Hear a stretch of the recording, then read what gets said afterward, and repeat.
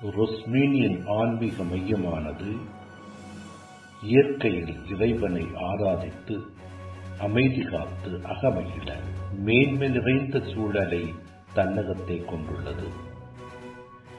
இங்கு நித்திய குருவான இயேசு தனது சீடர்களை அழைத்து காலடியில் அமர வைத்து அவரது பிரசன்னத்தை அனுபவிக்க அழைக்கிறார். எவ்வளவு பாக்கியமானது கடவுளிடம் பேசுவது, கடவுளிடமே திருப்தி அடைவது, கடவுளையே நினைவு கூறுவது, விரும்புவது, புரிந்து கொள்வது, அறிந்து கொள்வது மற்றும் அவரையே நேசிப்பது. முக்தி பேர் பெற்ற அந்தோனியோ ருஸ்மீனி. நாம் ஜெபிக்கவோ சுய ஆய்வு செய்யவோ அல்லது சற்றே ஓய்வெடுத்து மனமும் உடலும் புத்துணர்வு பெறவோ நேரத்தை ஒதுக்காமல் பணத்தின் பின்னே மட்டும் பரபரப்பாக ஓடிக்கொண்டே இருக்கிறோம்.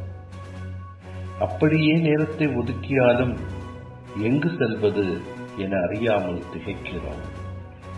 ருஸ்மீனியின் ஆன்மீக மையம் உங்களின் எல்லா தேடல்களுக்கும் பதிலளிக்கும் வழிகாட்டும். உங்கள் வாழ்வில் ஒரு மறுமலர்ச்சியை உண்மையாகவே ஏற்படுத்தும். இங்கே நீங்கள் ஜெபத்திலும் தியானத்திலும் நேரத்தை செலவிடலாம். இயற்கை எழில் சூழ்ந்த இம்மையத்தில் அமைந்துள்ள நவீன வசதியான தங்குமிடங்கள் உங்களின் அகவாழ்வை அசைபோட்டு உள்மன தேடலுக்கு ஏற்ற சூழ்நிலையை உருவாக்கும்.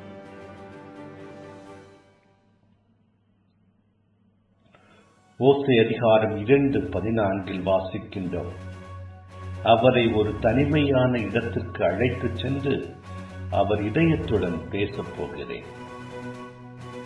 திருப்பாடல் 23:2 அமைதியான நீர்நிலைகளுக்கு என்னை அழைத்து செல்வார், அவர் எனக்கு புத்துயிர் அளிப்பார்.